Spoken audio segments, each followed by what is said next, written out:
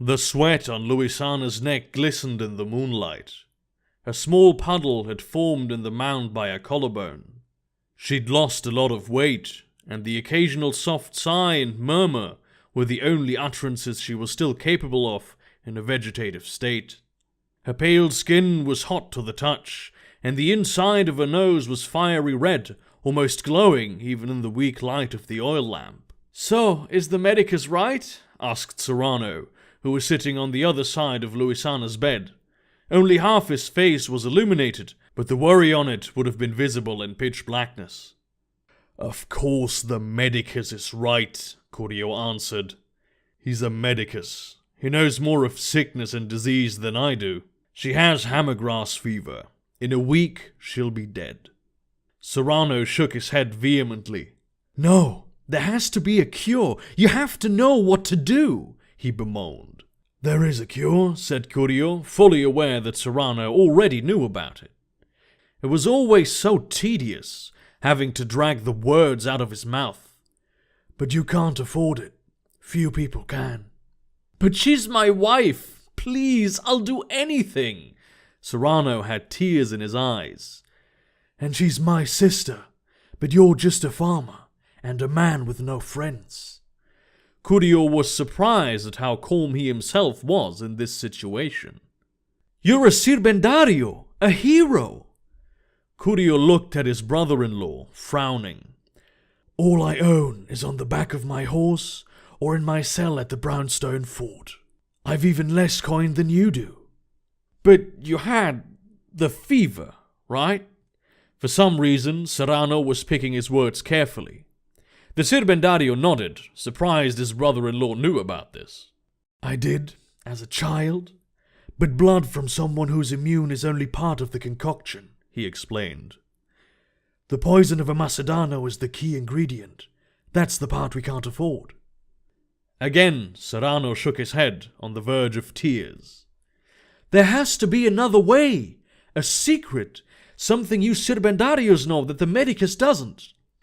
Curio puffed, looking at Serrano with nothing but disdain in his eyes. "You truly are pathetic. Are you so naive as to believe that my order would somehow have more knowledge of alchemy than a university-trained alchemist? Where do you think I go when I need medicine?" Serrano looked like a dog that had just been kicked for the first time. "I never understood why my sister would marry someone like you," Curio added. "She could have had a wealthy merchant, a knight, or one of the plantation owners up the delta. Instead, she came here, to the coast, to marry a stupid, weak-willed man like you. The beauty of the Silver Swamp, a girl with more suitors than there are noble houses in Hema, settling for you." He caressed his sister's forehead. "It never should have been this way." His brother-in-law was crying now, looking at him with a mixture of hatred and desperation. "You're a bad man, Curio. You won't even help your own sister when she needs it." Serrano's voice was full of spite. Curio puffed again. "Oh, I will help her. I'd fall the edge of the world for her. Because you wouldn't. You may think you would, but you're not strong enough." Without giving Serrano another look, he marched out of the room, the wooden floorboards creaking under his black leather boots. He could hear his brother-in-law following, then turning into another hallway. Outside, Curio walked past the pomegranate orchard and untied Anna from her post. She was a grey mare with swift, agile legs and a strong back, wearing an expensive saddle tinted dark wine red with rich lilac ornamentation, the colours of a Sirbendario. On her behind she had a dark brand, a horse's head crossed with a sabre, the sigil of his order. After mounting her, Curio looked back at the two-storied rust-brown brick farmhouse its sister had chosen to get old and die in, only to see Serrano standing on the threshold, holding a heavy crossbow. This idiot didn't even keep it next to the door. Curio didn't hear his brother-in-law throwing curses at him, tears in his face. He was already off, riding swiftly through the warm autumn night, smelling the occasional breeze of sea air coming from the ocean not a league to the east. The road was illuminated by the light of the half moon and the stars, and the sound of crickets and frogs accompanied the rhythm of Anna's hooves. His sister needed a Macedano, and, thanks to the generosity of whatever beings guided the world in its ways, Curio knew where to find one. Killing it would be the type of thing a Sirbendario was paid for, but taking its poison was a different matter altogether. He rode through the night, crossing small rivulets and the occasional bridge over some of the bigger veins of water flowing across the land. Very rarely he passed a patch of bog that was more difficult to navigate. He was glad the coast was so dry and its roads so well made, for it allowed for swift travel. Farther up the Siremon Delta, the air was always humid and seemed to stand still even when there was wind. People lived on islands in the swamp, and while long, stable walkways existed, boats were often the quicker means of travel. The coast wasn't without its dangers, though. Small crevices had been eaten out by the streams over centuries and millennia, and many were barely larger than a horse's hoof, just enough to trap his mare and break her leg. In the last few years, it seemed to Curio, there were also many more highwayman cobras hiding in the tall, tan grass, waiting to strike at any ankle they could bury their fangs into. Anna wore special shin protectors of thick leather against this, but many horses, and especially people, were not so well equipped. Commoners believed that, by throwing breadcrumbs toward wherever the cobra's hiss was coming from, the snake would be appeased and allow them passage. But Curio knew that it simply felt threatened, and often chose to retreat instead of facing an unknown danger. When it was almost noon, he reached a small village built around an abandoned watchtower and decided to rest himself and his horse for a few hours. Anna was incredibly resilient, but right now she was tired and needed food. The innkeeper insisted that his breakfast, consisting of toasted bread with salted butter and tomatoes, as well as a tall glass of water buffalo milk, should be on the house, but Curio managed to convince him to take at least a little coin. After too much talking, he accepted the smallest room and got a few hours of sleep. When he woke up, the innkeeper's wife forced him to eat a good bowl of crab and sweet potato stew, and Curio was not as successful at convincing her to accept payment as he was her husband.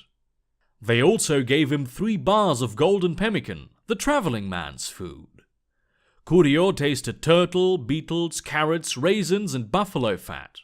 The crown leaf, which gave the pemmican its eponymous color, was sweetened with honey instead of sugar. Every grandmother in the Delta had a slightly different recipe for making golden pemmican, and Sirbendario knew them all. This one came from Sonia Sarve's kitchen, and it was so good that it had turned into somewhat of a vagabond's currency. Rested and fed, Curio moved on, heading toward Taroa, the city at the southernmost end of the Delta. Aside from trade caravans and small military patrols, not many people were on the road that afternoon. As the land morphed from dry chaparral to marshland, he passed several tiny lakes and ponds that smelled of rot and dead fish. Late that night, when the moon was high in the sky again, he entered a settlement at the tip of a long, winding island, penetrating deep into the seasonal marsh, which was slowly running dry after an especially wet summer. Curio could see the lights of Taroa in the distance, but this town was his true destination. The tavern was still alive with singing and laughter, and a few drunkards were throwing horseshoes outside, big mugs of ginger beer in their hands. Walking Anna to the stables, Curio paused. It appears that his wasn't the only horse with a saddle in the wine and lilac of Sirbendario's. "Curio Benindes," a deep, happy voice thundered as soon as he set foot in the tavern. Sitting at the head of the largest table was the mustached likeness of Grecio Gracia, a big smile revealing his yellow teeth. With a bald head and thick, veiny jowls, Grecio was one of the oldest Sirbendarios still in the saddle, and it didn't look like he was going to give up that seat soon. Most of their trade retired on a generous pension when the strength of youth left them, living out the rest of their days in a small city house, a cabin in the swamp, a cottage by the sea, or as an instructor at the brownstone fort. Looking at Greccio, it was obvious that youth was clinging onto him like a barnacle to the hull of a boat. "My taciturn friend, come here, sit with us. Innkeep, a beer for my Sirbendario brother." The crowd cheered, and the innkeeper, clearly not amused by the fact that he was expected to lodge and feed both Curio and Greccio for free, though Curio would pay him nonetheless, hesitantly grabbed another mug and opened a new barrel. "You should feel honored to be in the presence of this man," Greccio said to his drinking companions, pointing at Curio. "He's a legend, even among Sirbendarios." The villagers looked at him with awe, interested in what stories he had to tell. Curio said nothing. "This is the hero who single-handedly disposed of the Grey Cutter, a murderer so wicked and evil that scholars have written books about his mind. Curio tracked his path and found his hut in the swamp, hidden high up in the trees, and chased him relentlessly for 4 days before defeating him in battle."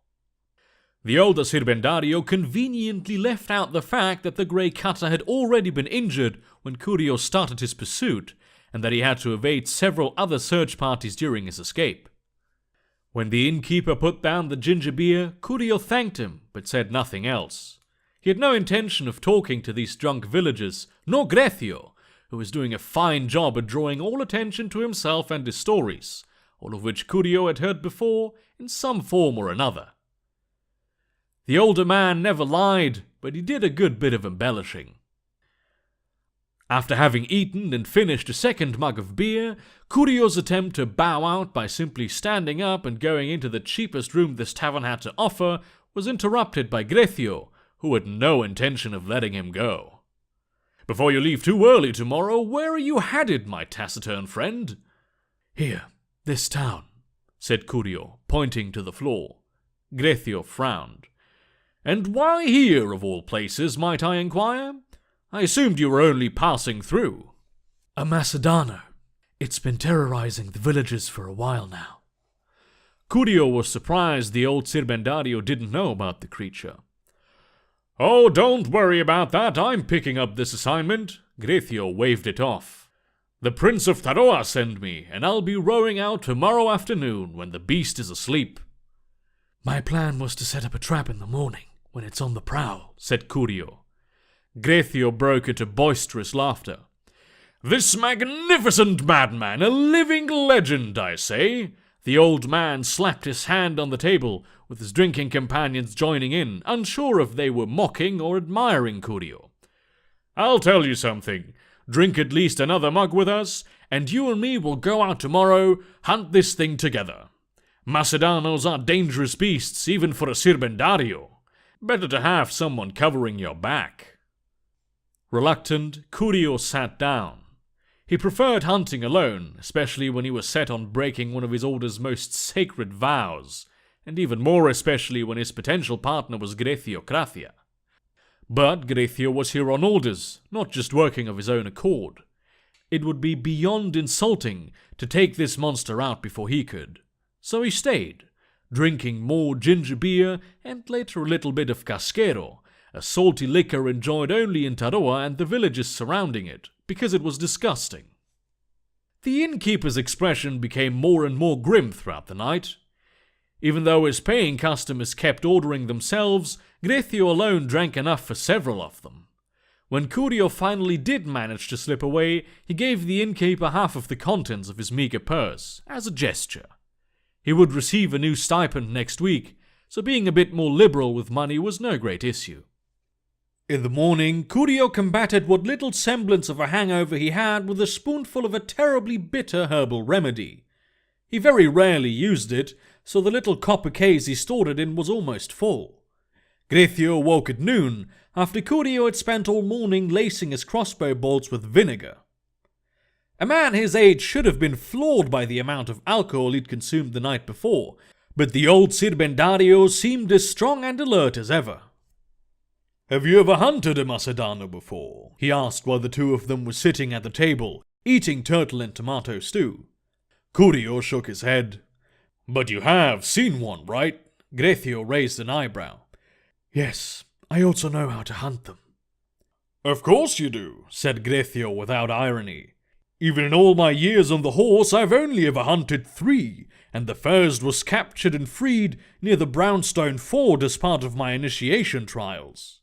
Fascinating creatures, very rare, and not exactly fond of being around people all the time. A bit like you, now that I think about it. Grethio pointed with his spoon. And I find the smell of vinegar irritating also, Curio joked. It was strange, being alone with a brother in arms. He felt more at ease than he did with most people. Oh, I see you've prepared, Grethio praised, pointing at the dripping crossbow bolts. Curio nodded. I've also asked the butcher to give us some old meat he won't sell, so that we can draw it out in case we don't find the nest. Careful preparation. I like it. I'm surprised you've survived this long without it, was the answer. Grethio clapped his hands and laughed out loud. I never knew you had a sense of humor, my taciturn friend. Their bellies full and horses saddled, the two rode out to a point farther south, where Grethio had tied up a rowboat emblazoned with the Sirbendario sigil.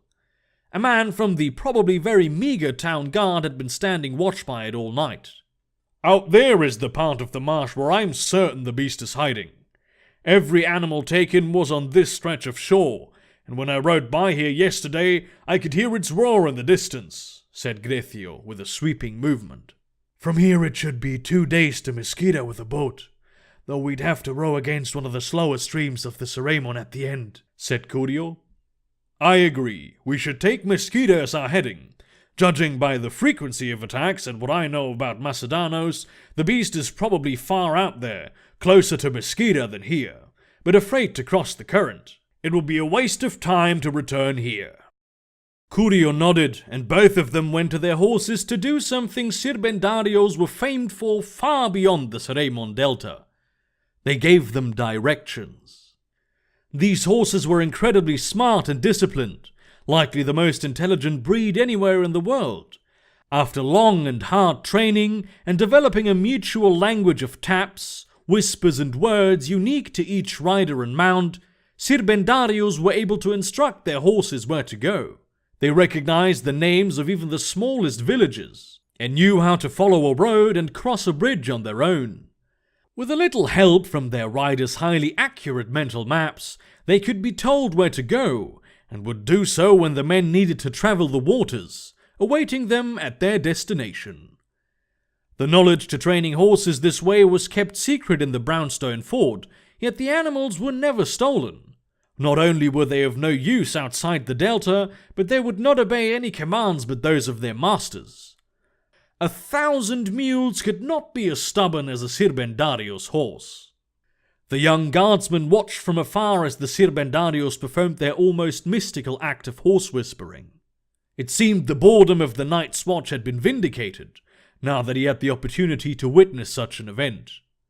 Anna and Grethio's brown gelding trotted off, moving toward a long wooden bridge. The men needed only a few bags and their weapons. Curio carried his saber with him whenever he could, but Grethio didn't like carrying around his sharpened battle axe all the time, so the guardsman made big eyes when he strapped the unusual weapon to his back. When they pushed away from the shore, the older Sirbendario, with his massive arms and barrel chest, insisted on rowing, and propelled the boat forward with powerful strokes. Curio observed instead, sitting at the bow, a rope with a hook in hand, and his crossbow lying on a small compartment underneath the breasthook. The marsh was alive with activity. Lone trees gnarled, the wind rustled through the reeds, and colourful dragonflies mated to the tune of singing toads and shrilling cicadas. Swamp turtles with tiny eyes occasionally bobbed their heads out of the water, and majestic indigo storks stalked through shallow patches in search of fish. There wasn't much in the way of conversation, except for Curio offering to take over rowing a few times. Grethio was a congenial man, but he knew that his colleague was not inclined to talking much, so he adapted. Silence was also of utmost importance during a hunt like this. Macedanos were quiet predators, and even though they awoke late at night and went to sleep at noon, there was always the possibility that this one was still on the prowl. Curio scanned the waters and shorelines for carrion lampreys and crayfish, sometimes peeking at the sky for bog vultures and jungle crows. Any large concentration of scavengers could lead them closer to the Macedano's lair. When the sky began turning orange at the horizon, the Sirbendarios put in a rest. Grethio took 2 bars of golden pemmican out of his bag and handed one to Curio. It was perfectly straight, a flat rectangular block, and even carried a stamp with a coat of arms. He tasted that it was made with mutton fat, not water buffalo, as well as salmon, figs, some type of hard cheese, walnuts, peanuts, pork, turnip, several aromatic herbs, and something... "What is that?" he asked, frowning. Grethio grinned. "They're called pistachios, imported from Mandixius." "I don't know this recipe," Curio admitted, bewildered. "They press these bars in a big kitchen in Taroa by the port. They sell them to trade ships that carry food, and also to sailors. From the snowy duchies of the Abar to the red desert of the Firelands, every traveller who has some money to spare eats golden pemmican from the Seremon Delta." Grethio took a big bite out of his bar.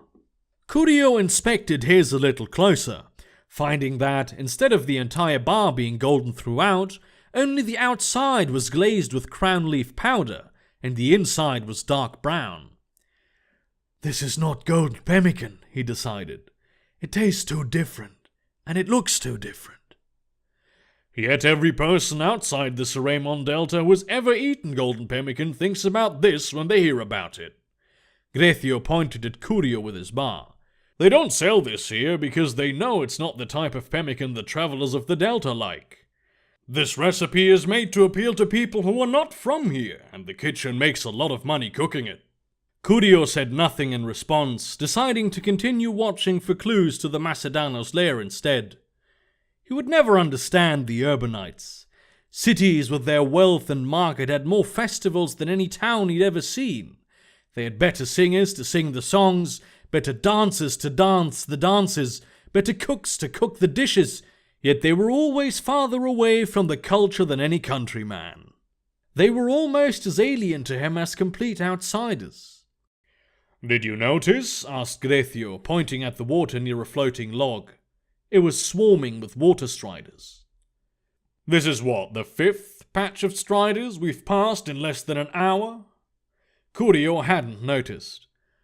"There must be big chunks of flesh floating around here," he said. "Chunks of flesh that could be falling off carcasses being torn apart by carrion feeders. Carcasses that one might expect to find around a Macedano's nest," said Grethio. They rode to a tall tree on a tiny patch of land, and Curio climbed to the top with agile movements, always careful not to grab into tree snakes or venomous spiders. The branches were thin and often covered in wet moss, but the tree was strong, and Curio knew how to distribute his weight. When he peered through the crown of thick vines and light leaves, he didn't need long to spot it. A small, horseshoe-shaped island littered with animal corpses. Some had fallen into the water and were floating between the reeds. A flock of jungle crows was shuffling about in the grass, picking at what had to be an absolute feast for them. The Macedano itself was nowhere in sight, meaning it was probably below the surface, resting. The Sirbendarios made their approach slowly and silently. Curio saw the long silver silhouettes of carrion lampreys making their way toward their dinner. He understood how the crows found the carcasses, but he was uncertain about the fish. For some reason, scholars believed it was one of the many effects of the beast's venom, animals killed by Macedanos did not smell rotten, and presumably didn't taste like it either. Yet these lampreys always found their way to them. The sun was setting when they arrived. Arms at the ready, they stepped onto the island. Grethio had his battle axe in one hand and a large fishhook with a rope attached in the other, while Curio had his saber and a hand crossbow. The carcasses were torn open by many different mouths and completely drained of blood. The only wounds inflicted by the Macedano were small incisions at the arteries, some of which had been plugged up with small corks made of the beast's dried spit. There was a reason Macedanos were commonly known as vampire snakes. There were mules, donkeys and horses, water buffaloes, goats, storks, and, its bones almost picked clean at this point, the corpse of a human. "Have you heard of anyone going missing?" Grethio whispered. Curio shook his head. Wherever this man was from, they must have assumed him lost in the marsh, not killed by a monster. A wheezing sound grabbed their attention. Among the carcasses, one was still untouched, at least by the scavengers. A large creature laying on its side, its chest slowly rising and falling. It had thick, gold-orange skin covered in mud and grass, short, sturdy legs, and a big, muscular body. There seemed to be almost no neck between the torso and the massive head, which, at the tip of the snout, sported a single black horn. "Tony Nosehorn," said Grethio, sounding surprised. "Must have been separated from the herd, though it begs the question why they were this close to the shore. There's not a lot of food for a plant eater this size around here." Without a moment's hesitation, the Sirbendario walked over to the animal's head, knelt down, and buried his axe in its brain with a powerful swing. One had to admire the strength of a man that could cleave through fat, muscle, and cranial bone with such ease. "This magnificent creature," he shook his head. "Pity it had to suffer for so long." With the sun almost set, they decided that, if they were to strike at all, they had to do so now. The Macedano was clearly asleep, and if they made camp without it being dead, there was a good chance the vampire snake would attack them when it woke up. While Grethio was carving up the nose horn with a hunting knife, Curio began spraying vinegar into the water around the island.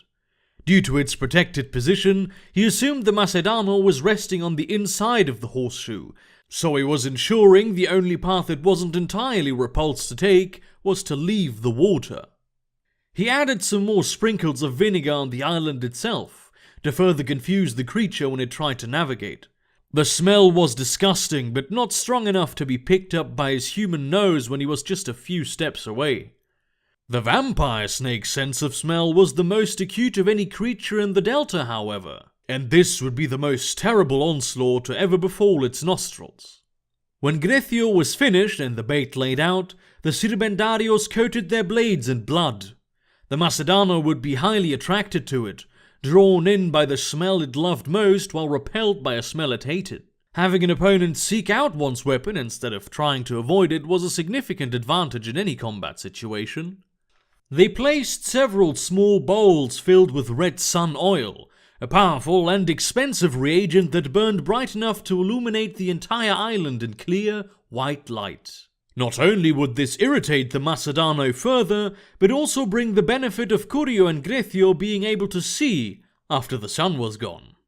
The Sirbendario sat down a few feet to either side of the nosehorn carcass, waiting for the blood to reach the water.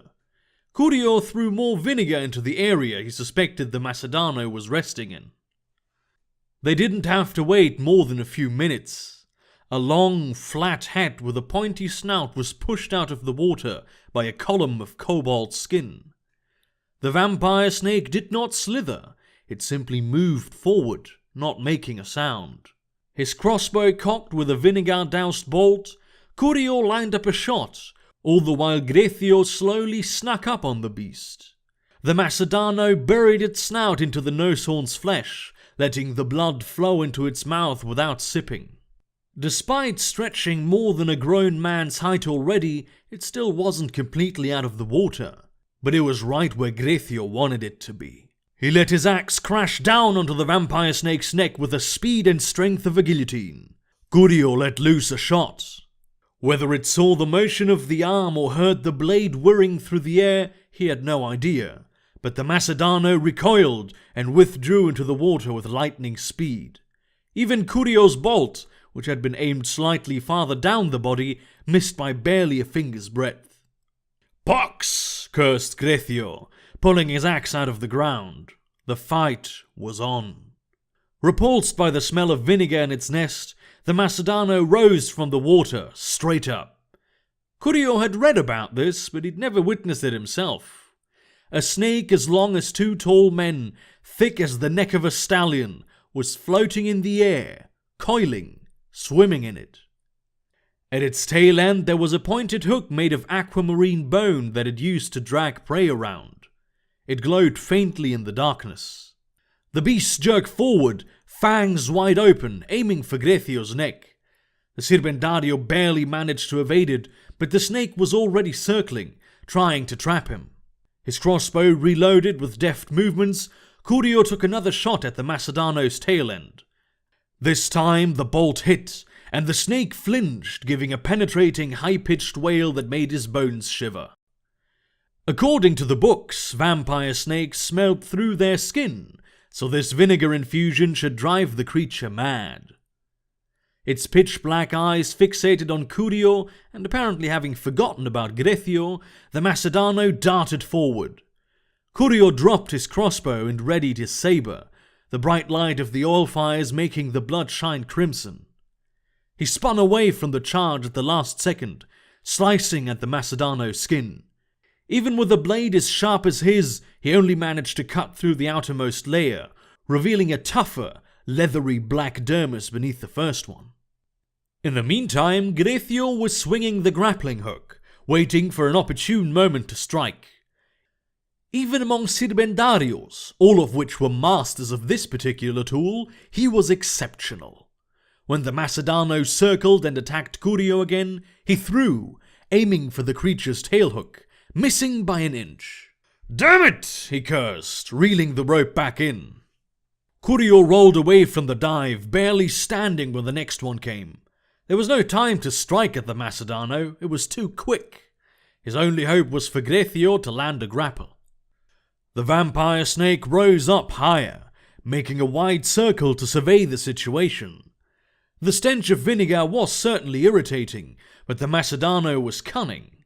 It lunged straight at Curio, fangs wide open, only to turn upward just outside the reach of his weapon, fly in a small arch, and attack from above.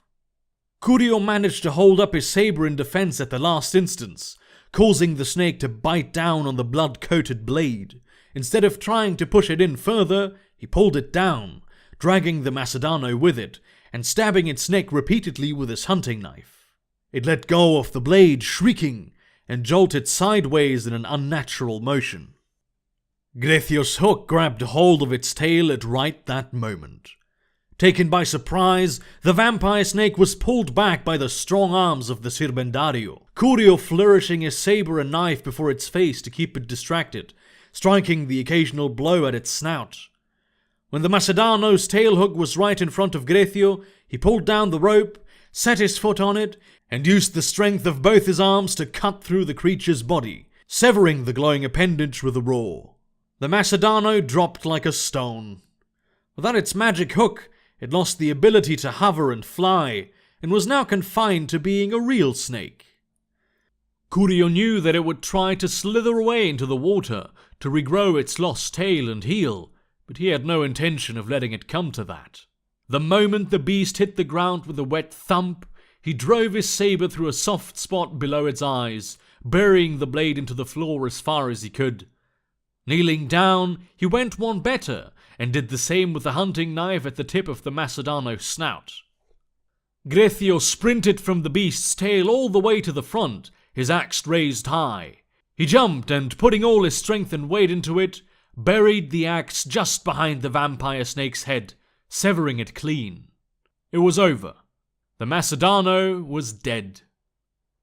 Grethio went to a knee in order to pull the axe out of the ground, and sat down in the grass to take a breath. Viscous black sludge flowed out of the Macedano's body, steaming in the light of the moon and oil fires. He laughed, and Curio sat down next to him. "What a fight," he said, sweat on his brow. "I sure do hope this is the last vampire snake I have to end, because I will not survive another." They were quiet for a moment, looking at the Macedano's outer skin shrivel and dry up. As with all magical creatures, its death was followed by violent reactions, as the remaining arcana left its body. The vampire snake would not decompose and be picked clean like the many creatures it had killed, but melt away from the forces contained inside of it. No scavenger would even consider looking for a meal here. This also meant that Curio did not have unlimited time to remove the venom glands. A Macedano's venom, though a powerful alchemical ingredient, was a mundane substance, so it wouldn't disintegrate with the rest of the monster, but it would still be lost as the glands themselves deflated. "We should go," said Grethio, leaning onto his axe to stand up. "Find another island. Make camp for the night." Curio shook his head. "I think we should stay here on this island. Make camp over there. There's no corpses, and we can throw the nearby ones in the water." "And why would we do that?" Grethio squinted. "Because I suspect that there are egg sacs down there, and, judging by how long this thing's been roaming the area, I'd say they're not too far from hatching. I'll dive down tomorrow, when the sun's out. Destroy them." "And what makes you suspect that? Macedano's made barely once a century," said Grethio. "Come on, this isn't your first vampire snake. You should have seen this long before I realized it." He pointed at the animal carcasses around them. "There are over 24 dead animals here, most of them recent. In the books, Macedano layers are described to contain 7, 8, maybe 10, if it's a very hungry one."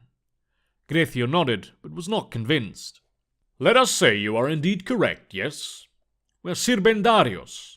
We do not interfere with the wild and what lives in it, only if it threatens humans and their possessions. I mean, for the light's sake, most of the time what we do is hunt poachers, not monsters."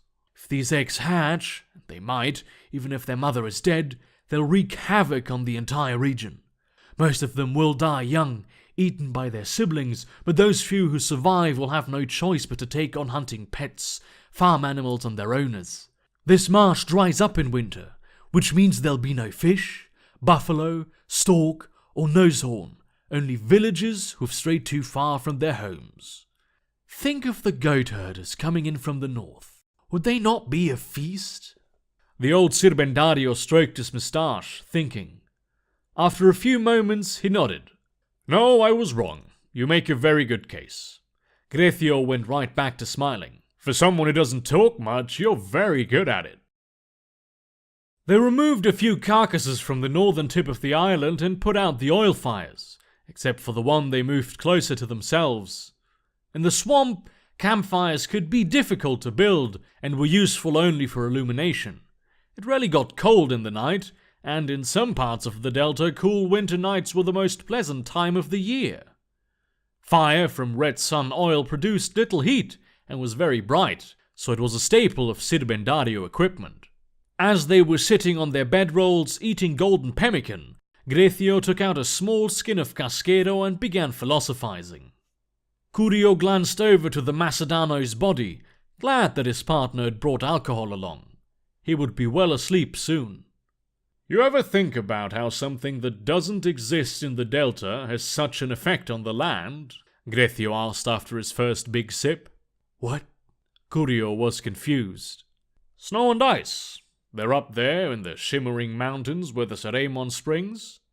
In summer they melt, bring their water down here. In the winter they grow, making much of the delta run dry. And yet, there has never been ice here. Except for, ice mages. And when was the last time you heard of one of those?" Curio thought about it for a moment. "It's the sun that makes this, not the snow. We have the sun here too. The sun rules everywhere." "You sound like a religious zealot," Grethio laughed. "Like one of the Lightbringers in Orea." "I only know Lightbringers from the countryside," said Curio. "Most of them are good folk, tend to their temples, preach a lot, but they work like everybody else." "You've never been in a city?" Grethio looked confounded. Curio shook his head. "I've been to Hema once when I was little, but only because the island I grew up on was governed from there. But Orea and Taroa I've never set foot in." Grethio almost spat out his drink. "You're a strange man, Curio Benindez," he said after a small coughing fit. "I try to spend as much time in Taroa as I can. This is my first assignment in the wild for months." "What work is there for a Sirbendario in the city?" Curio asked, frowning. Well, going after smuggling rings, for starters, especially those who sell poached goods. Hunting down murderers, as you do sometimes. Consulting, I do a lot of that. Often for Prince Camario, but also for my good friend Eduardo Correz. He invents stories, writes them, prints them, and sells them as books. So he lies, said Curio. Grecio shook his head. Everybody lies in the city. That's why they need Sirbendarios more than anyone else. They're bogged down and constricted by invisible rules, regulations, bureaucracy. I have autonomy.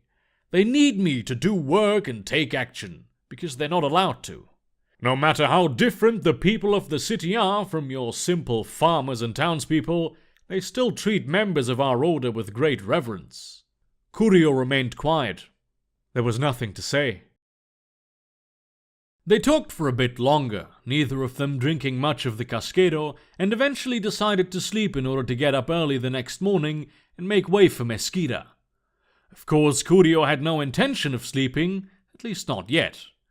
He sat awake, looking at the water where he'd convinced Grecio the eggs were, waiting for the old man to start snoring. The moonlight reflected off the gently rippled surface, shining light on a small patch of solid ground in a densely forested swamp. Every last shovel of earth was being used for buildings, fields, and gardens. Trees were felled, more land created by draining the swamp water. Many people lived on that island, growing, harvesting, and crafting goods that would be picked up by large boats that passed by frequently. Melons, watercress, cattails, eels, sturgeons, tenches, boots, paddles, skins, all of them owned by a wealthy man who rarely ever visited the island and the swamp. On the island lived many little boys and girls, dwelling with their parents in many huts and houses. In an especially small hut there lived a thin man who went into the swamp to forage, and a small woman trained in the craft of curing leather. They had 2 children, a boy and a girl, and they were very close. Growing up, the girl became more and more beautiful, and the other boys on the island wanted to play with her in a different way than they had when they were younger. But her older brother was very protective of her. Besides, she did not want to play with them. They were not close after all, but she and her brother stumbled upon these new ways of playing by accident. Looking, touching, feeling, it was all so fun and pleasant now, like it hadn't been before. One day their parents took them to the island's old wise woman, a wrinkled old crone who hadn't known pleasure in decades. She forbade it, saying that this type of playing was not allowed between brother and sister. The girl cried all night, not understanding, feeling afraid of playing the game with other boys she was not close with. Her brother ran off into the swamp, sleeping in the treetops, catching fish with his hand, eating bugs. He woke when the sun rose and went to sleep when it set, and whenever people from the island came to search for him, he knew how to hide. He'd never liked them. They were all mean liars, even his parents. Only his sister had been good. Only his sister he truly loved. The islanders stopped searching after a week. The father was still looking for his son instead of foraging, and the other villagers tolerated him not working for a while. A lightbringer from Hema came on the next boat, clad in white robes and protected by a paladin in heavy armor. He gave the boy his final rites and consoled his family. When the wise woman told him of the reason he ran away, he said the tragedy had brought something good into this world after all. A connection between a brother and a sister could not exist in the face of the light. The boy, who was quick to adapt to life in the swamp, never learned of the man that was watching him until the day he revealed himself. It was late in the afternoon, and the boy was washing himself in a stream when he saw a grotesque face reflected in the water. Its blue eyes were bloodshot, and its few remaining teeth were black and yellow. A man with greasy hair, a mad grin, and a rusty knife had somehow managed to sneak up on the boy. He was wearing nothing but a loincloth, and that loincloth was bulging. But the moment the man took another step, An arrow whizzed through the air, piercing his throat, sending him tumbling backward. Dark red blood gushed from his neck and, as the boy decided to run as fast as he could, another man, a bow in hand, emerged from the underbrush. This one was clad in green and brown leather armor, and had a travel coat fastened by a steel brooch, depicting a horse's head crossed with a saber. 2 tongues of cloth were sticking out of it, one wine red, the other rich lilac. He fed the scrawny boy golden pemmican, and explained that he'd been trekking him to get to the bad man, who he knew would try to capture the boy sooner or later. The hunter apologized for using him as bait, but the boy liked it. It was like being treated as an adult, not a child to be sheltered. Kurio turned around, only to see that, where the bad man had been a moment earlier, now stood Luisana wearing a white nightgown. Her face was grey, her skin running with sweat.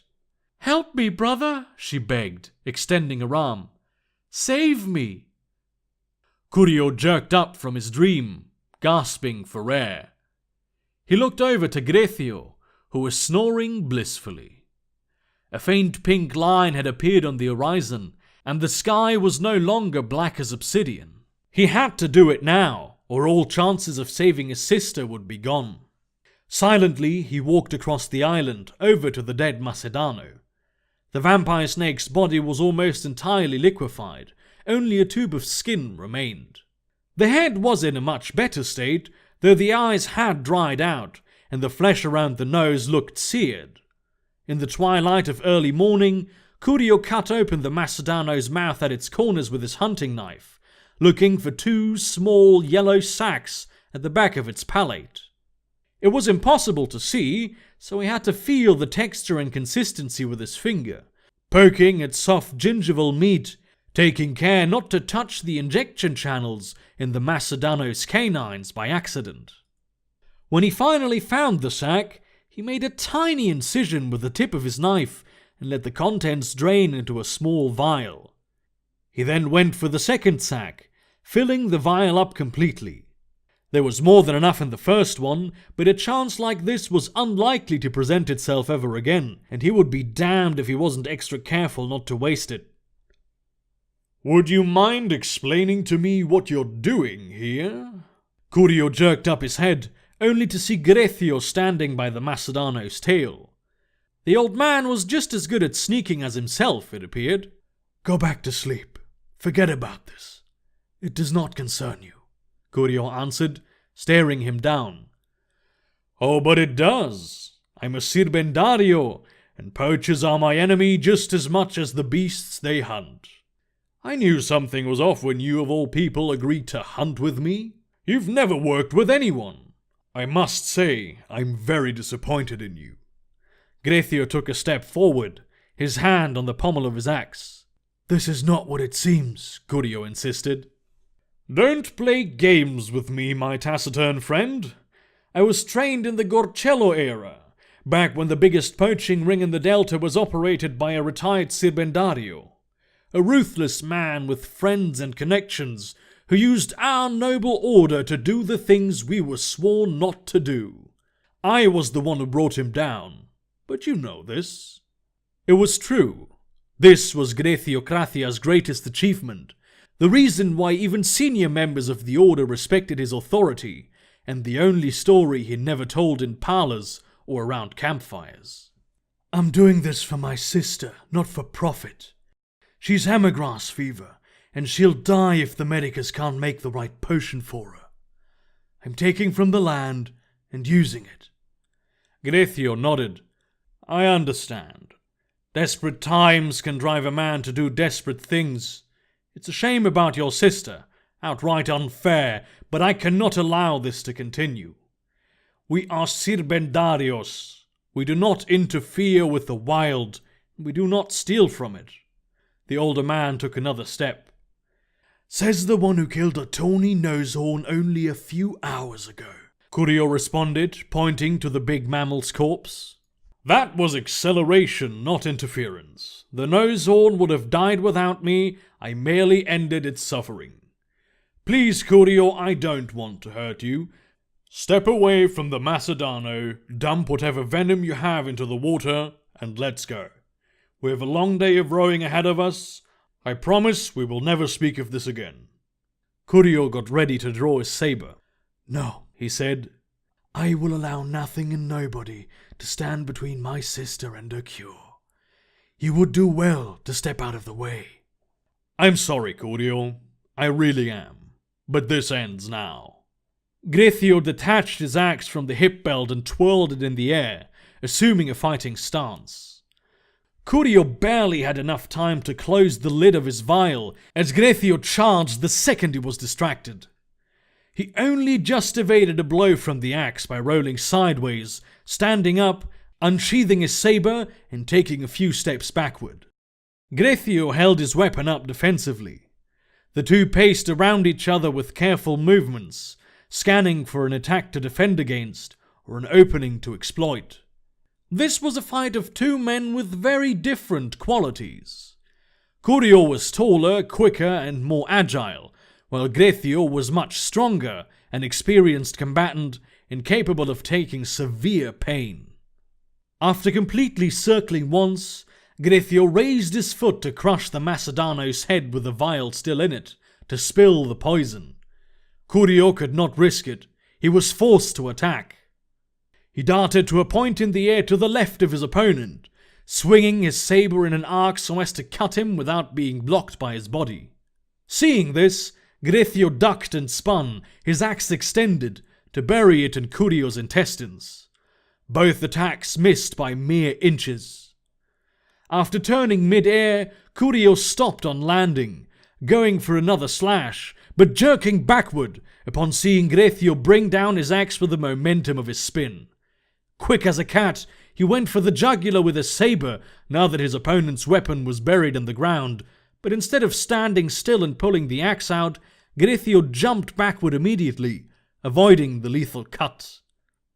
With a swift motion, Grethio unsheathed the hunting knife from his chest scabbard and retreated a few steps. Curio's reach advantage was much greater now, but Grethio had his shoulders and huge arms raised, protecting his neck and other vital points with a more compact stance. If he ever got in range, his stabs would be quick and very deadly. Curio moved closer and rained down several swift slashes, always ensuring he was outside Grethio's striking distance. While the old Sirbendario was able to evade some of them, others sliced through his thick cloth and leather protectors, and blood, black as the twilight, dripped from superficial cuts. Grethio seemed unimpressed, his eyes steeled with determination. He had survived much worse, and he would survive this. When Curio was about to let loose his next flurry, Grethio ducked and leapt forward, passing below the surprised Curio's strike and ramming headfirst into his chest like a raging bull. Curio gasped and fell to the ground, pinned by the massive weight of the muscular Grethio on his chest. When the hunting knife came for his throat, he barely managed to deflect Grethio's wrist and move away his own head. The blade went into the ground so close Curio could feel the cold metal on the side of his neck. The saber still in his right hand, he swung it, aiming for Grethio's throat, but the old man saw it coming and leapt off his chest like a frog. Curio swung his legs to pick himself up, landing on his feet with imperfect balance, ready to exploit the fact that he was armed and his opponent was not. In a move that, for all his vitality, he would have never believed the old man capable of making, Grethio gyrated and kicked against Curio's sword hand with masterful precision, sending the saber flying. Under his breath and with a sharp pain in his hand, Curio stumbled backward in an effort to gain some room, narrowly avoiding a punch that would have crushed his nose. The older Sirbendario had assumed a full boxer's stance, looking like a fighter from the Harvest Festival. His burly stature gave him an advantage here, but Curio still had some tricks up his sleeve. Assuming a similar posture, he made a grab for his own hunting knife, only to remember that it was in the Macedano's mouth, which was behind his opponent. This was going to be difficult. With his left arm protecting his core, he vaulted upward and forward, ready to deliver a blow to Grethio's bald head with his elbow.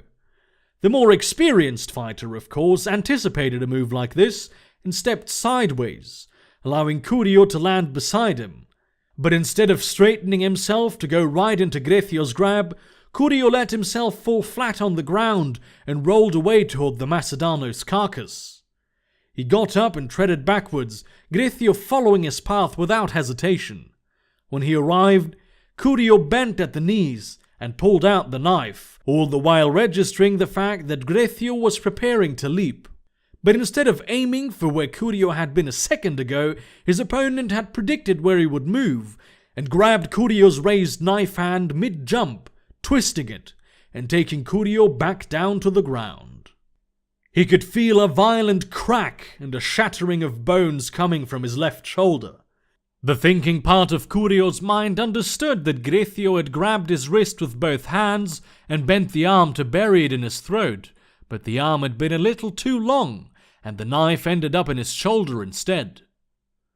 Like a wild animal, Curio's head darted upward, biting at Grethio's face. The old Sirbendario jerked away instinctively, fear and surprise on his face, while Curio pulled the searing hot knife from his shoulder and sliced Grethio's throat in one rapid motion.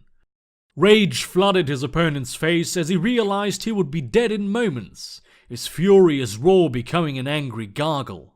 He grabbed Curio's shoulder and buried his thumb as deep in the stab wound as he could, putting all of his weight into it. This was the first actual pain Curio felt coming from the wound, and it was excruciating.